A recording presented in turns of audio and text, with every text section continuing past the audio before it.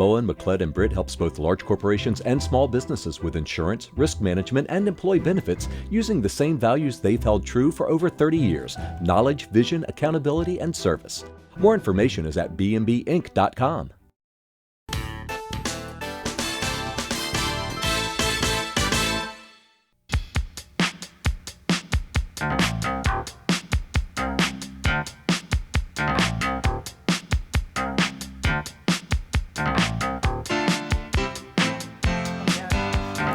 Hello, I'm Marcia Cavanaugh. Thanks so much for joining us.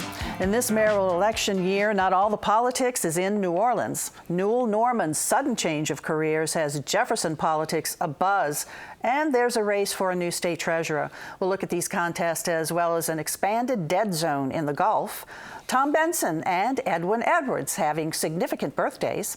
And in addition to hotels and Airbnb, now there is a growing hostel scene. And on the scene for us are tonight's Informed Sources. Errol Laborde, producer of Informed Sources; Stephanie Grace, columnist, The New Orleans Advocate; Kathy Finn, freelance business journalist and author of a book about Tom Benson; and Mark Schlefstein, environmental reporter, NOLA.com, The Times-Picayune.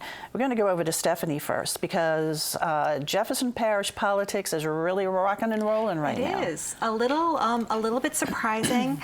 You know, there was a race this fall that was always going to be kind of interesting, and that's the parish council race. It's a special election, vacant seat. Actually, there's an interim, but the seat vacated by Ben Zahn, who was elected Kenner mayor. And what's kind of interesting about it, beyond just, you know, that it's a council seat, is that's a council that's divided on a lot of issues, 3-3. So this is really going to be the swing seat. So there's a lot of attention. There's expected to be a lot of money. The candidates are Danny Martini, the very long-time state senator, very close to Sheriff Newell Norman, so definitely in that faction. He has one of the factions on the council. The other faction that's kind of, you know, it includes people coming out of Kenner, Parish President Mike Yenny, kind of more affiliated, although he's kind of we can talk about him, his situation. Dominic Impastato, who's a Kenner councilman, and is expected to have Ben Zahn's support. So that's, you know, it's interesting. There was a vote this week on something that really most people probably don't care about much, which is the date of a special election for constable. And there was a big fight over it. And the reason is it kind of comes down to these factions again. Jack Rizzuto, who is the appointed interim member, wants to run for that seat. So the council had decided to schedule the election for next November, but then he and his allies wanted to move it up to the date of the special election for sheriff, which would presumably help him. And there was kind of a big fight over it. And, you know, where he came from is, if you remember, when Ben Zahn was elected, the parish council can choose the successor. They broke down 3-3, and Governor Edwards had to come in and appoint him. And of course, so far we need sort of an organizational chart. And of course, Governor Edwards is also close to Newell Norman, and that brings us back to Newell Norman, who is suddenly about to be off the scene, although very much present on the radio, but off the political scene. And that just really scrambles things in an interesting way, I think, because, you know, certainly with Mike Yenny and his problems, he of course has the sexting scandal and the recall effort, which he survived, but, you know, he's there, but he's very weakened. And, you know, he has supporters, but a lot of politicians are keeping their distance and kind of looking to the election 2 years from now. We don't know whether he's going to run. Even if he does, it's going to be considered an open election. So that's going to be kind of a big fight. And now, even before that, we have another big fight potentially for the other major parish office, which is sheriff, which of course has been in that kind of Harry Lee, Newell Norman family for decades. And Newell Norman did what Harry Lee before him had done, which is pick a successor. Newell Norman was Harry Lee's successor. Newell Norman has chosen Joe Lapinto, who's a former state rep who had left the legislature and come back to work for the sheriff's office. So he will be the interim sheriff. He's expected to be a candidate, but there are some others already popping up. Potentially, people are just starting to talk about it. But Keith Conley, who is the chief aide to Mike Yenny, John Young, maybe, who's still out there, the former parish president. And then, of course, that will be 2018, and then you get to 2019, and then you have the parish president's race, and they're one of the potential candidates a lot of people are thinking is Cynthia Lee Sheng, who is the councilwoman who is Harry Lee's daughter, also comes out of this group. And, you know, we just haven't really had anything like this in Jefferson in a while, with kind of a void at the top. You know, there are some other parish-wide offices. Paul Connick has been DA for a very long time, Tommy Capella as assessor, but they don't really get involved in outside politics the way Noel Norman did. I mean, he was, you know, not only chief lawman and very visible that way, he was chairman of the hospital board, the East Jefferson Hospital Board, when they had that big fight over privatization. He got very involved in politics, certainly the governor race. He was one of the people who helped take David Vitter down. So when does he step down? So he steps down at the end of the month, and the special election, they are expecting it to be called for March. So I just think we're going to have a lot of politics for the next couple of years, and you know, there are big things to be settled. And then that's constable election, and the fight over it yesterday over a special election date. Yes. What was the outcome of that? What happened? The outcome is it was moved up, yes. It was moved up, so it would be in March. It would be in March, which is presumably the date that the sheriff election will take place. And so the guy who's currently in there, Alan Leone, I believe. Yes.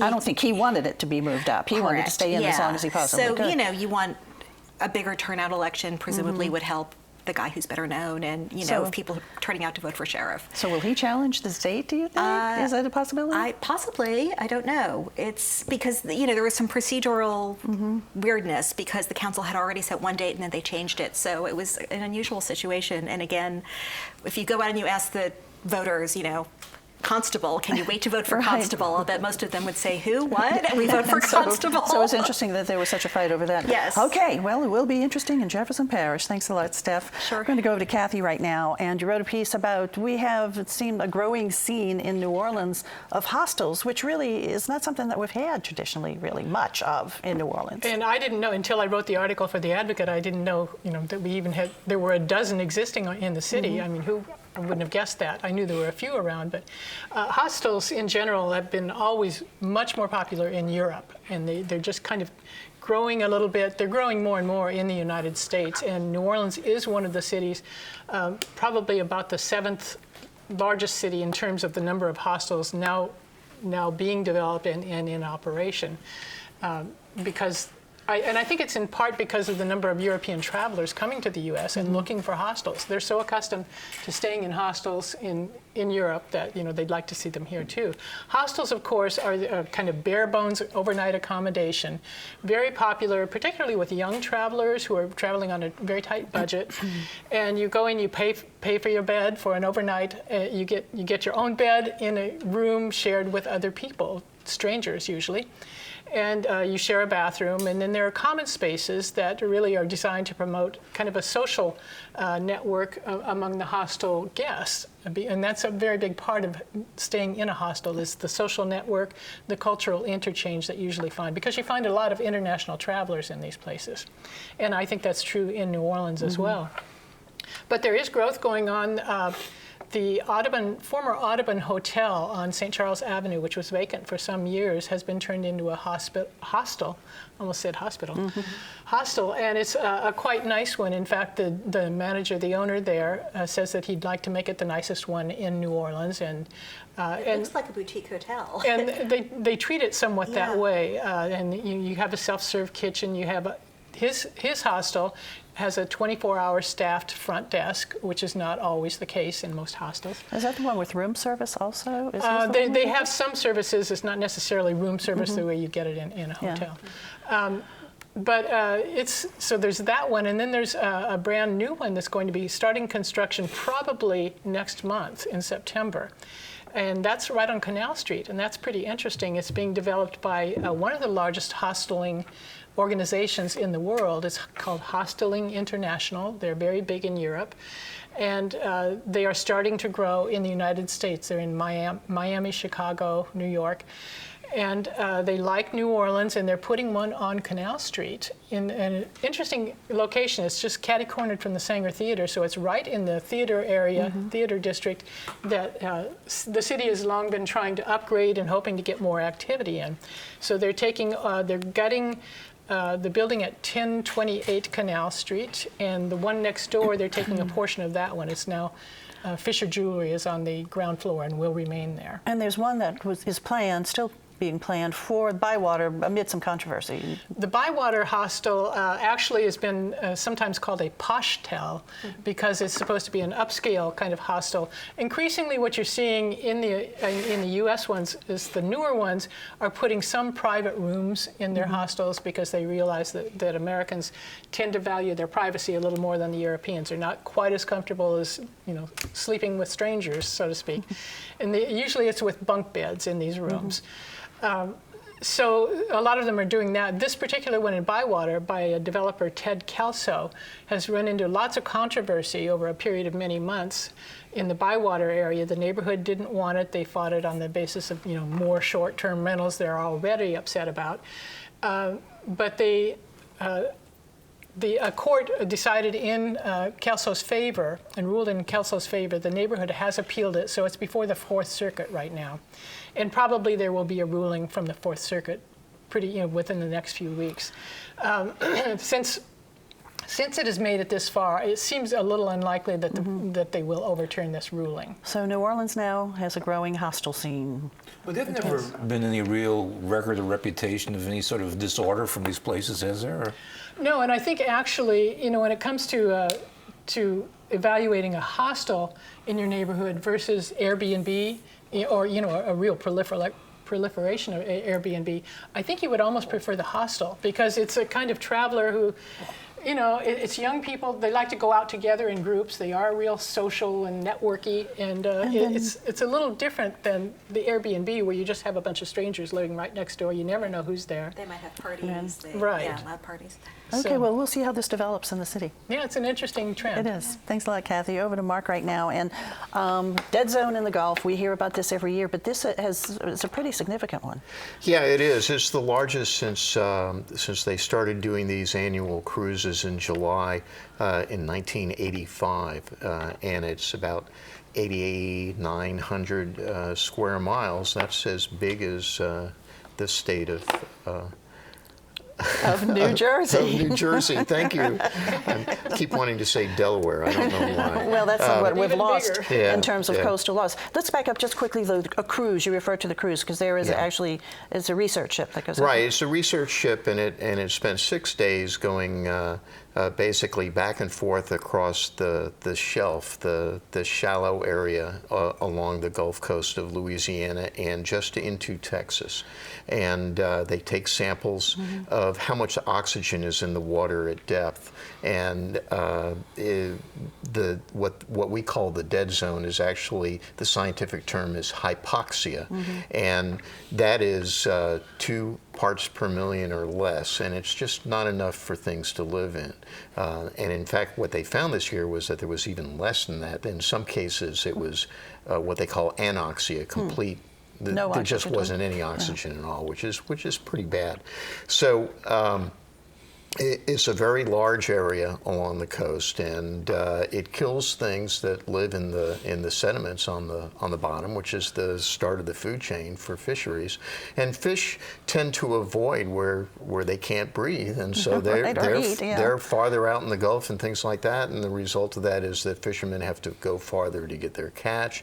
It has caused problems in terms of how catches come in and costs and things like that. So it's a significant problem. So what is the cause of these dead zones? Well, unfortunately, we're the cause. The United States, really beginning in the 60s, started a dramatic modernization of agriculture, and the way that happened was that they started using nutrients, nitrogen and phosphorus, as what we know as fertilizer to grow corn and wheat and soybeans in the Midwest.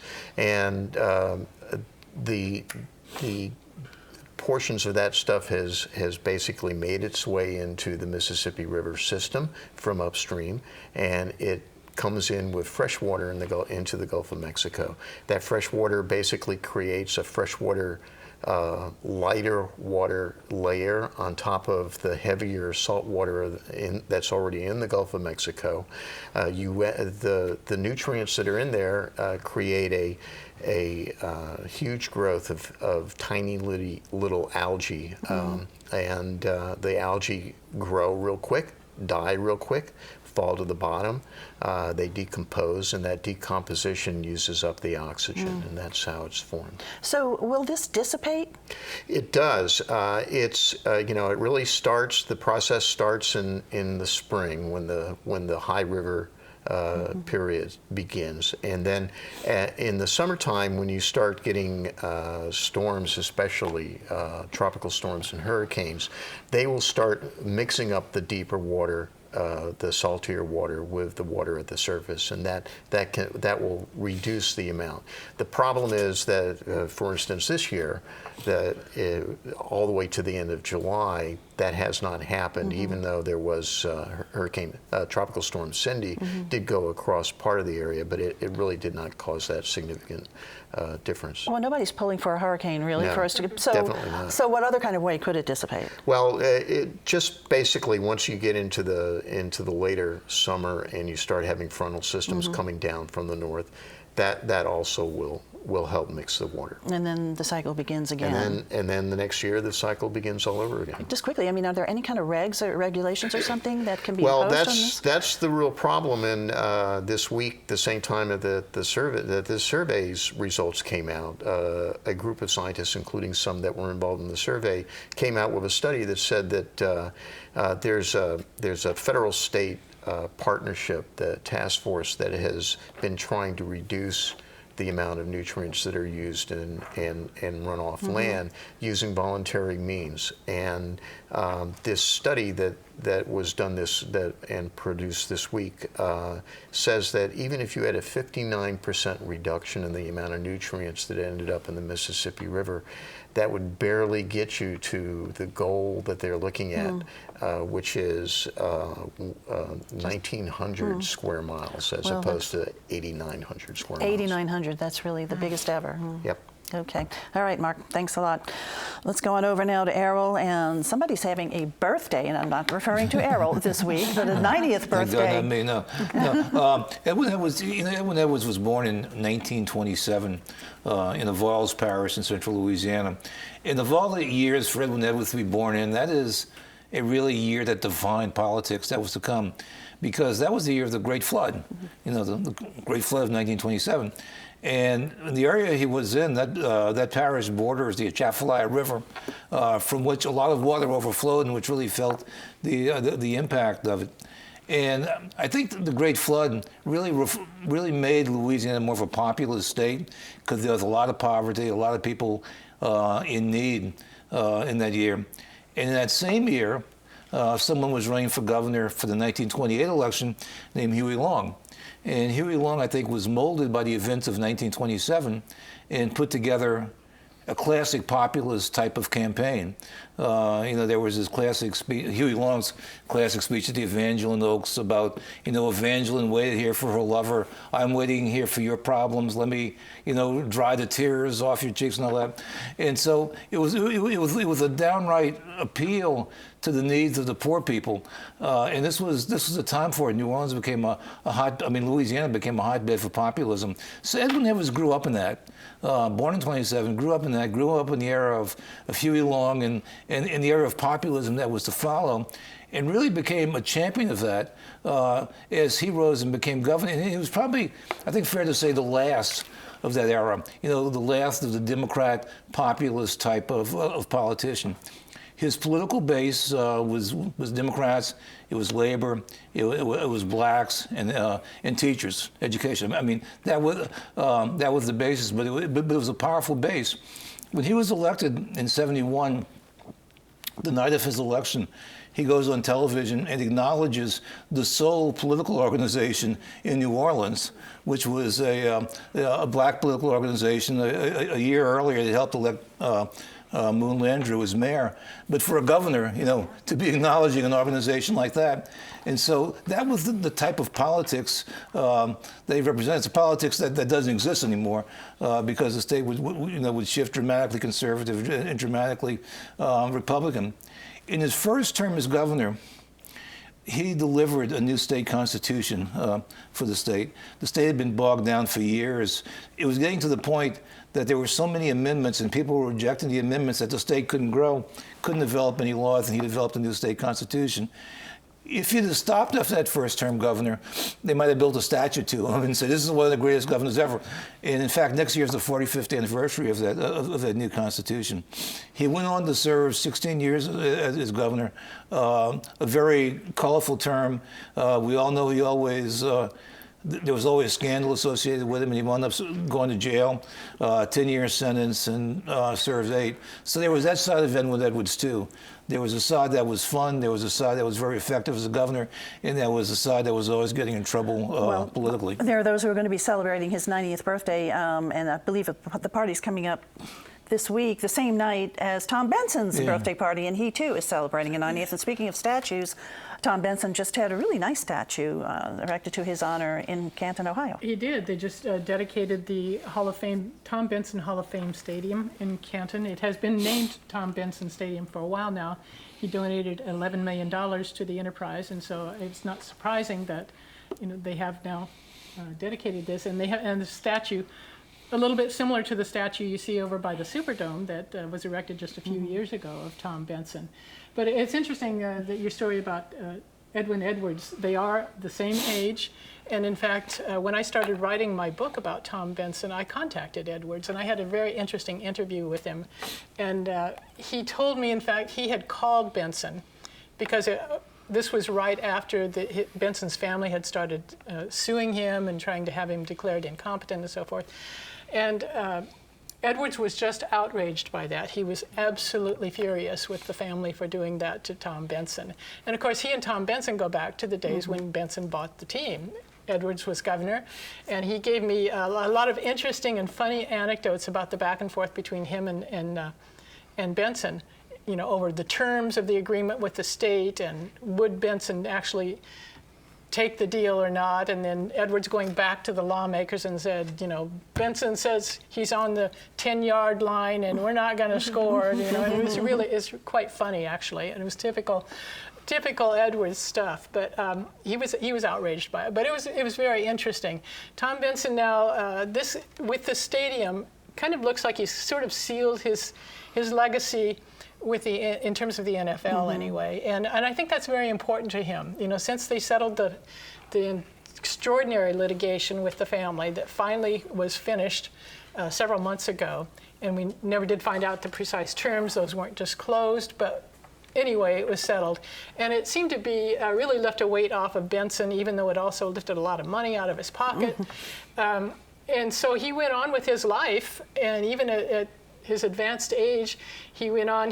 We know that he bought the Dixie Brewery and maybe bringing brewing of Dixie back to New Orleans.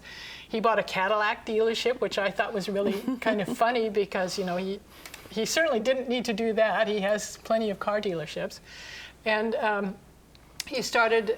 He wants to start a new NBA development team for the Pelicans. And so he's really got his hands in a lot of things still. A lot of stuff still. Yeah, and definitely moving forward with a lot of And then there's the 90th things. birthday party coming up at NOMA. And I'm sure that'll happy be quite birthday! splashy. Happy birthday to them both. Happy birthday! Tom Benson tells the story that when Edwin Edwards called him because the team with the Saints was for sale, he said Edwards called me and invited him to a meeting and said, "Look, I got some potential investors. Can you come to the meeting?" So Benson said, "Okay." So he went to Baton Rouge, and Benson says, "When I got there, I was the only potential investor." I think that's pretty much correct. The problem was that none of the other people that really had talked to Edwards and wanted to buy the team would agree to keep the team in New Orleans. And Edwards said, "No, we're not going to do that deal." So Edwards, Benson was his as you say, they go back, and Edwards has said that he and Tom Benson have been good friends, but with a big difference of $2 billion. Yeah, a few billion dollars between, yes. Right. Okay, thanks a lot, you both. I'm going to quickly go over to Steph now, and let's touch on the state treasurer's race. Yes, this is, the other big measure in the ballot other than New Orleans races. This is the election to replace John Kennedy, who of course was treasurer for a long time. Treasurer is a job, it's one of those jobs, a lot of people don't really understand it. You're kind of in charge of the state's portfolio and you deal with bonds and things that a lot of people don't pay attention to. But it's also a big platform. John Kennedy, of course, used that platform very freely on a lot of issues. He eventually made it to the Senate. Mary Landrieu came out of that office, made it to the Senate. So it's a springboard. And it's pretty hotly contested. There are 6 candidates, but I'm going to start with one who's not on the ballot, and that's Julie Stokes, the Kenner State Representative Republican who had been putting together what looked like a very strong campaign, and she was diagnosed with breast cancer right before qualifying and realized she couldn't do both. She had to go into chemotherapy. So that really scrambled the race because there is a Democrat on the ballot, a guy named Derek Edwards, but he's not very well known. He's not well funded.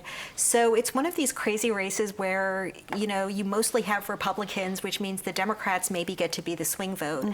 And Julie Stokes, I thought, was someone who was possibly going to be able to get some Democratic votes. She could have really been a regional candidate coming from Jefferson Parish as a Republican, a more moderate Republican who has a relationship with John Bel Edwards.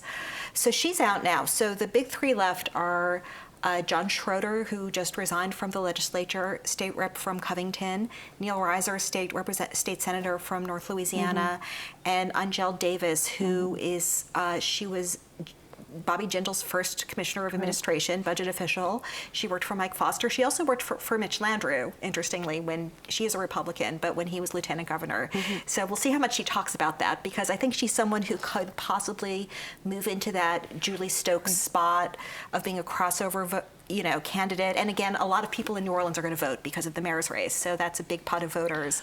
So she has to kind of maneuver the Democrat-Republican thing there. And so it's going to be interesting. It's just getting started. It's just getting started. It's just really starting to bubble up, and I'm sure we'll be talking about it a little bit more in months to come. Yes. All right, Steph, thanks. Okay. Time to look ahead. Errol. Well, all you people who've been longing for the football season to start, it's here. Thursday night, the Saints play their first preseason game against Cleveland in Cleveland. So it all starts tonight and ends in February with the Super Bowl. Okay, here we go. Steph. Well, here we go again on health care. It may seem like the Senate is done with health care and it is done with the big repeal and replace, but when they come back from break, the Senate Health and a bunch of other things committee is going to have hearings on something much more narrower, which is shoring up the exchanges. And Bill Cassidy, our senator, is on that committee. He might actually get to do something. He's been trying to do something all this time. It would be much more narrow than what he had hoped, but I think it's going to be interesting to see what they do. And we are going to get some committee hearings finally on this. Okay, yes. Thanks. Kathy. Looking ahead at Tidewater, we've talked before about Tidewater, one of the an icon of the energy industry here in New Orleans. They declared bankruptcy. They recently have emerged in the past week from that bankruptcy. They reorganized, and their stock is again trading on the New York Stock Exchange, and it took a little bump up. But looking ahead, we'll see just how well Tidewater will do in this new environment, because we have a very different energy environment now. Okay, Kathy. Thanks. Mark. So, unfortunately, we should be talking about hurricanes this time of year, right? We are indeed entering the most active part of the hurricane season, and we have the potential for a couple of things popping up over the next week or two. The first one is way out in the Gulf of Mexico, and it's going to be a long time before it gets anywhere near us, but it could be a hurricane by next week. The other one is one that's coming across the Yucatan Peninsula, probably be in the Bay of Campeche in the southwest part of the Gulf of Mexico sometime early next week, and might actually hit Mexico a little later on after that. Just keep them all away. That's all I say. Thanks a lot, guys, for being here. Thank you all for joining us. We'll see you next week for Informed Sources. Have a good evening. Large corporations and small businesses with insurance, risk management, and employee benefits using the same values they've held true for over 30 years: knowledge, vision, accountability, and service. More information is at bmbinc.com.